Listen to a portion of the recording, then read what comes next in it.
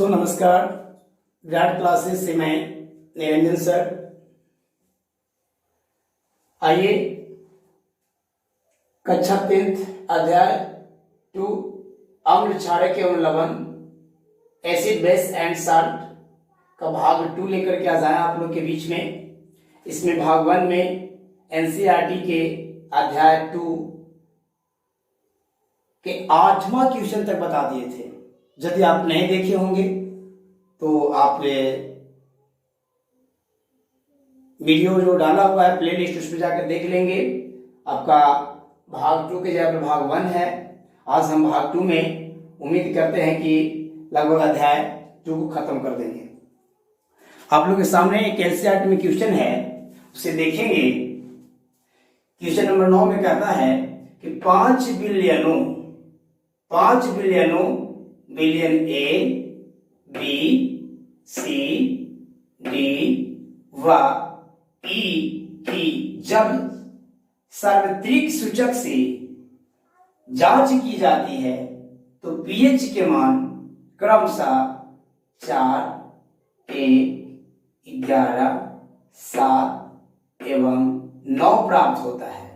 बोला जा रहा है कि बिलियन ए को एक सूचक से जांच की जाती है तो बिलियन ए का पीएच मान 4, बी का पीएच मान 1, सी का पीएच मान 11, डी का पीएच मान 7, ई का पीएच मान 9 प्राप्त होता है।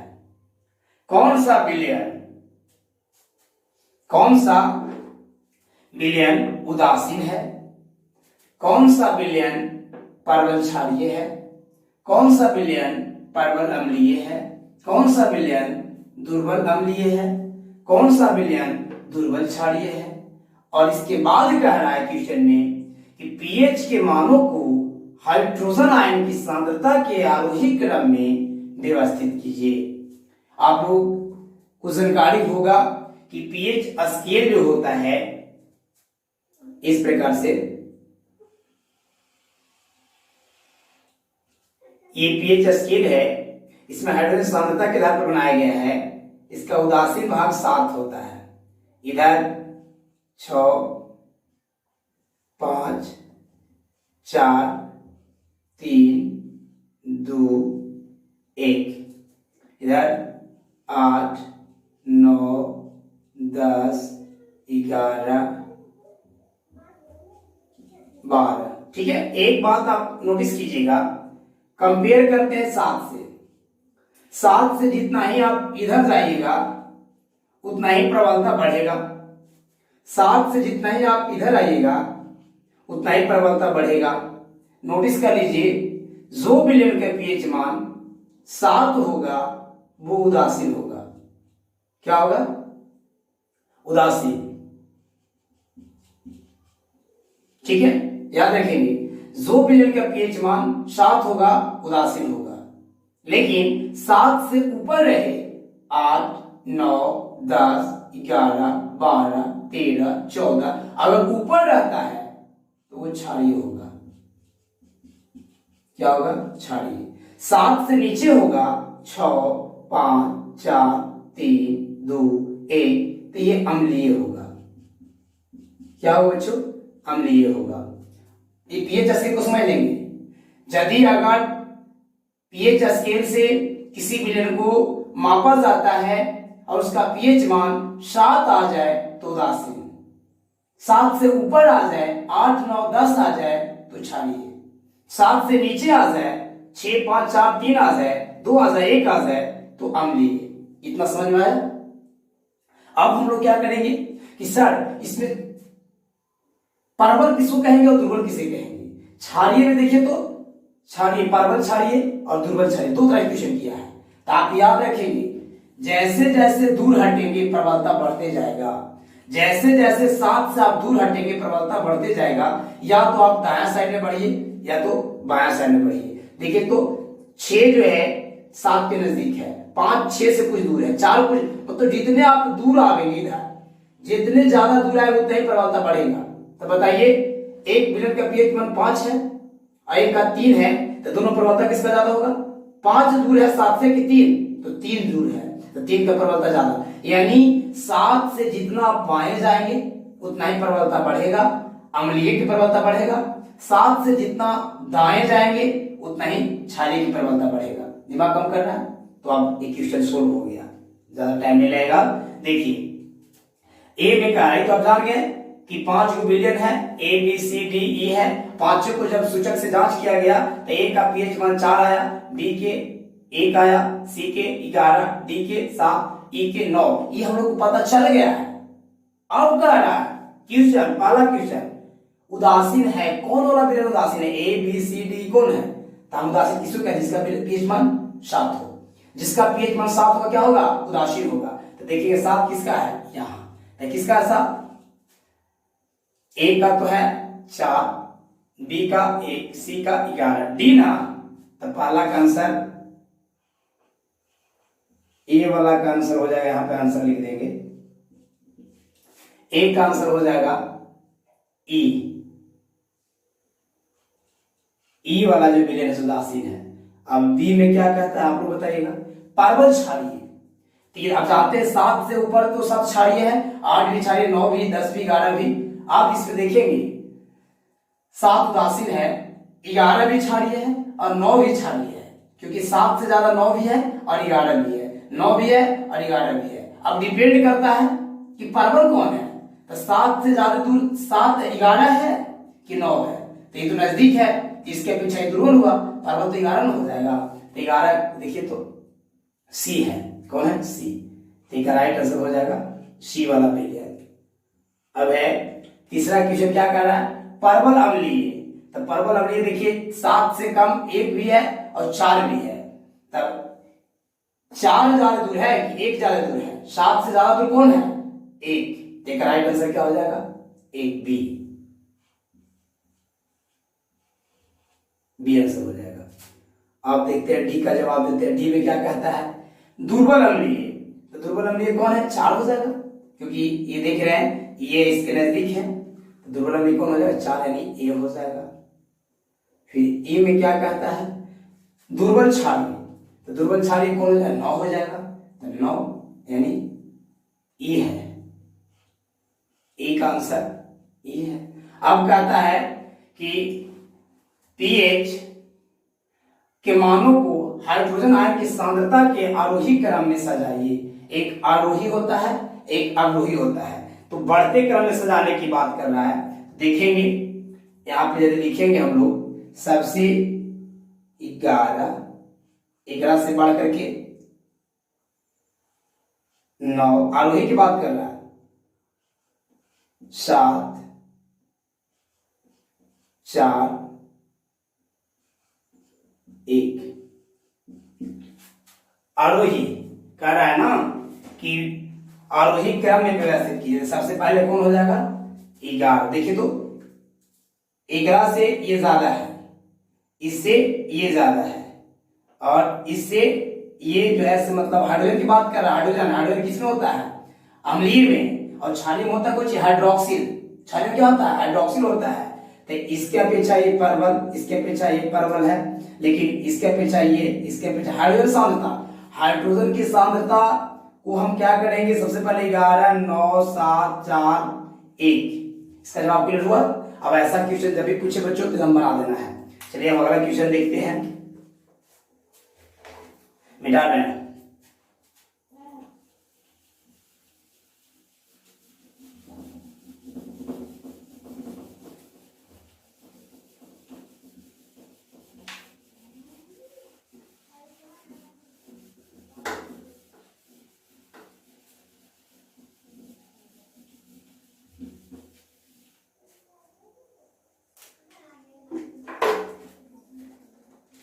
चलिए क्वेश्चन नंबर 10 देखेंगे आप लोग क्या कहता है। इसे किताब रख करके देखेंगे, एनसीईआरटी की किताब रखेंगे और उसमें देखेंगे 10 नंबर क्वेश्चन क्या कहता है।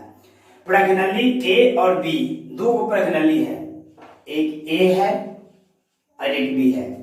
समान लंबाई की मैग्नीशियम की पट्टी ली जाती है, इसमें भी इतना लंबा यानी इसमें भी इतना लंबा, दोनों में समान लंबाई की मैग्नीशियम के फीता है। को ठीक है, एमजी के फीता है ना, ABMG की फीता। कह रहा है कि प्रश्नाली ए जब रहा था प्रश्नाली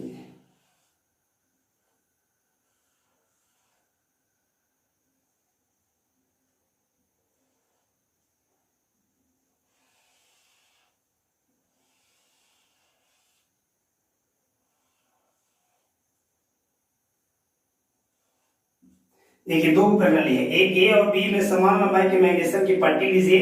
प्रणाली ए में हाइड्रोक्लोरिक अम्ल एक में डालेंगे HCl, क्या डालेंगे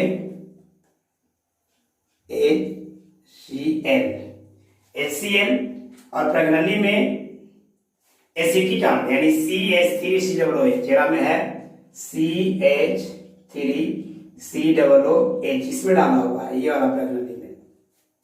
ठीक है, दोनों अम्लों की मात्रा तथा सांद्रता समान है, जितना इसमें अम्ल है उतना ही इसमें भी है। दोनों में अम्ल की सांद्रता समान है। किस प्रणाली में अधिक तेजी से बुदबुदाहट होगी? बच्चों क्वेश्चन कहा गया कि दो प्रणाली है, प्रणाली ए और प्रणाली बी। ये दोनों प्रणाली में जो मैग्नीशियम का फीता है समान लंबाई के लिया गया है। फर्क ये कहता है कि प्रणाली ए में हाइड्रोक्लोरिक अम्ल लेते हैं और प्रणाली बी में CH3COOH, जिसको कहते हैं एसिटिक अम्ल। कौन अम्ल कहते हैं? एसिटिक अम्ल ले लेते हैं। एक में एसिटिक अम्ल, एक में हाइड्रोक्लोरिक अम्ल। ए में हाइड्रोक्लोरिक अम्ल, इसमें एसिटिक अम्ल ले लेते हैं। अब बात ये कर रहा है कि दोनों में अम्ल जो है समान, जितना इसमें अम्ल उतना इसमें, जितना सांद्रता इसका उतना ही सांद्रता इसका है। तो अब बात ये करता है कि किस प्रणाली में अधिक तेजी से बुदबुदाहट, कौन से प्रणाली में, ए वाला में कि बी वाला में? बुदबुदाहट किसमें होगा? बुदबुदाहट तेजी से बुदबुदाहट। आइए बच्चों, प्रणाली ए में जिसमें हाइड्रोक्लोरिक अम्ल है, इसमें अधिक तेजी से हाइड्रोजन गैस निकलेगी। एक में से जो हाइड्रोजन गैस है ना H2 बड़ी फास्ट निकलेगा। क्यों? क्योंकि हाइड्रोक्लोरिक अम्ल इसमें है। हम कह सकते हैं कि बी में एसिटिक अम्ल है, इसमें दोनों अम्लों की मात्रा तथा सांद्रता समान है, इसलिए बुदबुदाहट होगी, क्योंकि हाइड्रोक्लोरिक अम्ल एसिटिक अम्ल से अधिक क्रियाशील है। देखिए बहुत आसान है। जब दो प्रणाली लिए हैं ए और एक बी, ए में है हाइड्रोक्लोरिक अम्ल, बी में है एसिटिक अम्ल, दोनों की मात्रा समान है और साथ ही साथ मैग्नीशियम की फीता है। कौन सी फीता है? मैग्नीशियम एक धातु है, मैग्नीशियम धातु की फीता है दोनों में, और दोनों समान लंबाई की है। जितना इसमें है हाइड्रोक्लोरिक अम्ल उतना ही इसमें भी एसिटिक अम्ल है। अब कह रहा है कि मैग्नीशियम धातु हाइड्रोक्लोरिक अम्ल से भी क्रिया करेगा, मैग्नीशियम धातु एसिटिक अम्ल से भी क्रिया करेगा। क्रिया करने के बाद में तेजी से बुदबुदाहट किसमें होगा? ए में होगा कि बी में होगा? तो बच्चों ए वाला में अधिक तेजी से होगा, इसमें जैसे बहुत धीमी गति से मान लीजिए इसमें से निकलेगा, लेकिन इसमें स्लो हल्का हल्का हाइड्रोजन गैस निकलेगा, जबकि इसमें बहुत तेजी से निकलेगा। रीजन ये है कि हाइड्रोक्लोरिक अम्ल एसिटिक अम्ल से अधिक क्रियाशील है। कहना है कि प्रणाली ए में हाइड्रोजन गैस तेजी से निकलेगा, जबकि एसिटिक अम्ल में हाइड्रोजन जो है बहुत स्लोली धीमी गति से निकलेगा। इसमें हाइड्रोजन तेजी से इसलिए निकलेगा क्योंकि एसिटिक अम्ल से हाइड्रोक्लोरिक अम्ल जो है अधिक क्रियाशील है। कंप्लीट समझ में आ गया होगा? चलिए अब क्या कहता है आगे? अब कहता है बच्चों, ताजे दूध की पीएच मान। बहुत अच्छा क्वेश्चन है, बहुत अच्छा क्वेश्चन, 11वां क्वेश्चन कहता है, प्रश्न संख्या 11, ताजे दूध का पीएच का मान 6 होता है, 6 होता है। दही बन जाने पर, दही बन जाने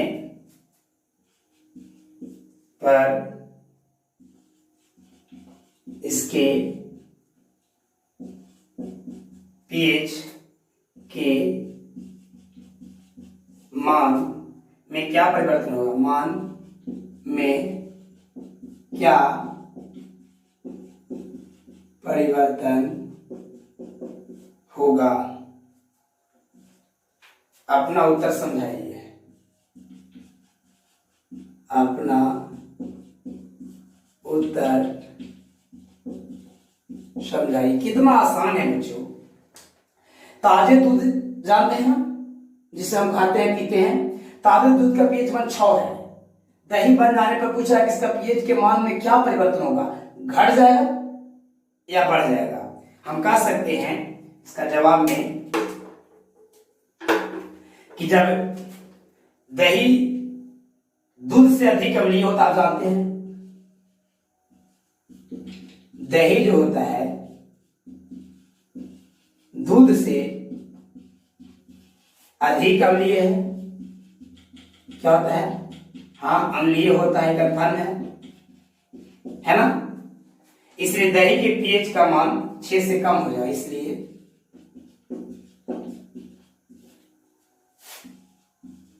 दही की पीएच के मान 6 से कम हो जाएगा। क्या हो जाएगा, 6 से कम हो जाएगा। यानी कह सकते हैं कि 6 से इसका पीएच मान कम जाएगा, अम्लीय न हो गया। जब दूध हम लोग खाते हैं तो मीठा लगता है, तो उसका मान 6 है, तो दही कैसा लगता है, खट्टा, तो उसका पीएच मान 6 से क्या हो जाएगा, कम हो जाएगा। बढ़िया आसान है, बहुत आसान। एनसीईआरटी में कोई खास क्वेश्चन नहीं रहता है, बस खाली समझ की फेर होता है। आप समझ लेंगे तो बहुत आसान हो जाएगा। टाइप यही से पूछता है। अब चलेंगे, एक ग्वाला जानते हैं, दूध बेचे वाला को कहते हैं। एक ग्वाला ताजे दूध में थोड़ा बेकिंग सोडा मिलाता है। क्वेश्चन लिख लेते हैं, क्वेश्चन नंबर 12, प्रश्न संख्या 12।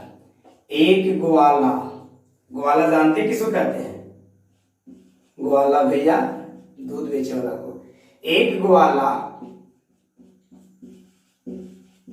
ताजे दूध में थोड़ा बेकिंग सोडा मिलाता है। बेकिंग सोडा बुझाता है जी, बेकिंग सोडा कहते हैं मीठा सोडा को। कौन सोडा को, मीठा सोडा को। एक ग्वाला बड़ी तेज ग्वाला है, ताजे दूध में थोड़ा बेकिंग सोडा मिलाता है। अगर प्रश्न करता है, पहला प्रश्न ए में, ताजा दूध के पीएच के मान को 6 से बदलकर थोड़ा क्षारीय क्यों बना दिया। ताजा दूध के पीएच के मान को 6 से बदलकर थोड़ा क्षारीय क्यों बना देता है, थोड़ा क्षारीय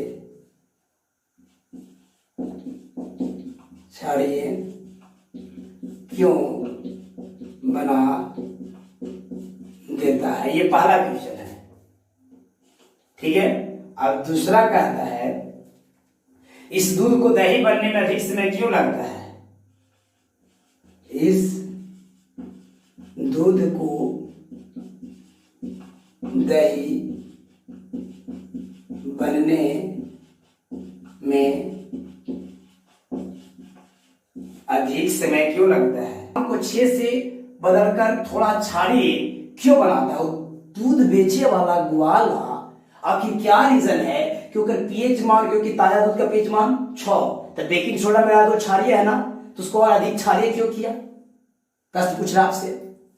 फिर कह रहा है वो ग्वाला दूध को दही बना, ग्वाला जब बेकिंग सोडा मिला दिया, खाना सोडा मिला दिया, तब वो दूध को जरा में बेकिंग सोडा मिला दिया, उस दूध को दही बनने में अधिक समय क्यों लगता है। तो आइए भेजा खोलिए और थोड़ा बेकिंग सोडा मिलाता है। ताजा दूध के पीएच के मान को 6 से बदलकर थोड़ा क्षारीय क्यों बना देता है। इस दूध को दही बनाने में अधिक समय क्यों लेता है, इस पे चर्चा करेंगे, है ना। तो ग्वाला तेज है, तेज इसलिए है ना कि ताजा दूध में बेकिंग सोडा मिलाया, खाने का सोडा मिलाया, तो उसका पीएच मान 6 से बदलकर थोड़ा क्षारीय इसलिए कर दिया कि जैसे देखिए तो पहले से 6 था और 6 से इसको बेकिंग सोडा मिलाया, तो मान लिया कि 8 कर दिया। कितना कर दिया? 8 कर दिया। पहले से था दूध की पीएच मान 6, लेकिन जैसे ही 8 कर दिया, क्षारीय कर दिया, बेकिंग सोडा मिला दिया, तो बताइए क्या 6 के बाद तो 7 होगा, 7 के बाद फिर 6 होगा, तब न जाकर के 5 होगा, तो खराब होगा दूध। ग्वाला के दिमाग को समझिए कि पहले उसका पीएच मान 6 था और उसको बेकिंग सोडा जब मिला दिया तो उसका पीएच मान लेते हैं कि 8 हो गया, तो 8 हो गया तो उसको समय खराब होने का बढ़ न गया। ऐसे खराब हो जाता, 6 रहता तुरंत हो जाता, कितना आपको 5 हो जाता, तब 5 होता तो जल्दी खराब हो जाता। लेकिन देखिए कि जब 8 है तो 8 से 7 ना होगा, उदासीन होगा, फिर 6 तक ताजा दूध बनेगा, फिर इसका भाव कमेगा तो 5 होगा। तो आपने से बताइए इसका पीएच मान बढ़ा देने से, यानी बेकिंग सोडा डाल देने से वो दूध का खराब होने का समय क्या हो, बहुत लंबा समय तक चलेगा। ऐसा तब करता है वाला लोग जब लंबा दूध दूरी तक लेके जाना है, जैसे यहाँ से पटना लेकर जाना है, गया से पटना लेकर जाना है, या फिर गया से और कहीं दूसरी जगह भेजना ज्यादा दूरी में, तो ताजा दूध रहेगा तो जल्दी खराब हो जाएगा। लेकिन जब बेकिंग सोडा मिला देते इसका पीएच मान जब 8, 9, 10 रहेगा तो जल्दी खराब नहीं होता है। कंप्लीट हो गया। अब दूसरा है, इस क्षारीय इस दूध को दही बनने में अधिक समय क्यों लगेगा? तो लगेगा नहीं, आपने से बताइए इस दूध को दही बनने में अधिक समय क्यों लगेगा? तो आपने तो समझिए तो क्यों लगेगा।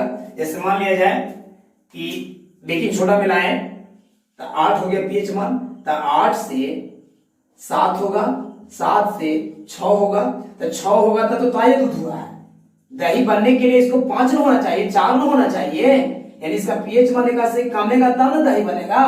तो बताइए कि वो ताजा दूध रहेगा से, ताजा दूध है तो उसका पीएच मान 6 है, ये तुरंत दही बदल जाएगा, कम समय लगेगा। लेकिन एक का पीएच मान 8 है, 7 है, या फिर 9 कर दिए हैं, तो इसको तो 9 से 8 होगा, 7 होगा, 6 होगा, तब ना दही बनेगा। तो जैसे ही बेकिंग सोडा मिलाए हैं तो इसको दूध से दही बनने का समय ही बढ़ जाएगा और जल्दी दूध खराब भी नहीं होगा। इसीलिए हम लोग बेकिंग सोडा या खाने वाला सोडा मिलाते हैं। बहुत ग्वाला तेज था। चलिए लिखे कैसे सर, इसको जवाब क्या देंगे? तो पहला के जवाब देना है कि जब दूध अधिक अम्लीय हो जाता है तो खाने पीने योग्य नहीं होता। जब दूध ज्यादा अम्लीय होता है खाने पीने होगा, खट्टा हो जाएगा, खराब ना हो जाएगा। ताजा दूध समय के साथ साथ अम्लीय होता रहता है। आप जानते हैं कि समय जैसे अभी आपको दूध जानवर से निकाले हैं, गाय से निकाले हैं, भैंस से निकाले हैं, तो जैसे जैसे समय बढ़ेगा वो अम्लीयता होता चला जाता है। ठीक है, उसमें थोड़ा बेकिंग सोडा यानी क्षार मिला देते हैं ताकि इसलिए कि अम्लीयता होने से अधिक समय ले और ज्यादा समय तक दूध सुरक्षित रहे। इसका जवाब होगा। दूसरा का कह सकते हैं कि यार दूध ताजे दूध से अधिक क्षारीय है। ये जो जब बेकिंग सोडा मिला दिए हैं तो ताजे दूध से अधिक क्षारीय है, तो उसको दही बनने में समय लगने करेगा क्योंकि उसका पीएच मान क्या हो गया, बढ़ गया है ना। चलिए अब समाप्त हो गया। 13वां क्वेश्चन चलेंगे। क्या क्वेश्चन? 13वां क्वेश्चन। 13वां क्वेश्चन कहता है plaster of Paris, plaster of Paris टूटा फूटा, हड्डी टूट जाए, पैर टूट जाए तो उसे प्लास्टर ऑफ पेरिस का प्रयोग करते हैं। प्लास्टर ऑफ पेरिस को आर्द्ररोधी बर्तन में क्यों रखा जाना चाहिए? पूछ रहा ऐसा बर्तन जिसमें नमी नहीं है। आर्द्ररोधी बर्तन का मतलब होता है जिसमें नमी नहीं है। प्लास्टर ऑफ पेरिस को आर्द्ररोधी बर्तन में क्यों रखा जाना चाहिए, इसकी व्याख्या कीजिए। बच्चों आप जानते हैं प्लास्टर ऑफ पेरिस जो होता है ना, आर्द्ररोधी बर्तन इसलिए रखा जाता है, जो बर्तन में नमी है उस पर रख देंगे तो जल से क्रिया करके और ठोस बन जाएगा, जम जाएगा, इसलिए वो कार्य नहीं रहेगा। कह सकते हैं प्लास्टर ऑफ पेरिस को आर्द्ररोधी बर्तन में इसलिए रखा जाना चाहिए क्योंकि प्लास्टर ऑफ पेरिस आर्द्र से जल से अभिक्रिया करके जिप्सम बना देता। यही बात बताना है, ध्यान देंगे। कोई पूछे कि प्लास्टर ऑफ पेरिस को आर्द्ररोधी बर्तन में क्यों रखते हैं, प्लास्टर ऑफ पेरिस को आर्द्ररोधी बर्तन में क्यों रखते हैं? क्योंकि प्लास्टर ऑफ पेरिस जल से नमी से अभिक्रिया कर लेता है और अभिक्रिया करके जिप्सम बना लेता है और जिप्सम एक ठोस पदार्थ है, इसलिए कभी भी प्लास्टर ऑफ पेरिस को नमी वाले बर्तन में नहीं रखेंगे, नमी वाले स्थान पर नहीं रखेंगे। इसको अब क्रिया देख लीजिए। प्लास्टर ऑफ पेरिस का सूत्र होता है CaSO4 इंटू हाफ H2O, ठीक है, इंटू हाफ H2O। आप देखेंगे ये जल है, H2O क्या है बच्चों, जल का है कि नमी के साथ में कह रहा है, जल के साथ ही क्रिया करके बन जाता है CaSO4 इंटू 2H2O, है ना। इसको ये कर संतुलित कर दीजिए, यहां भी लगा दीजिए 1.1/2, है ना, लगा सकते हैं, कोई दिक्कत। ये है क्या, ये है plaster of Paris, plaster of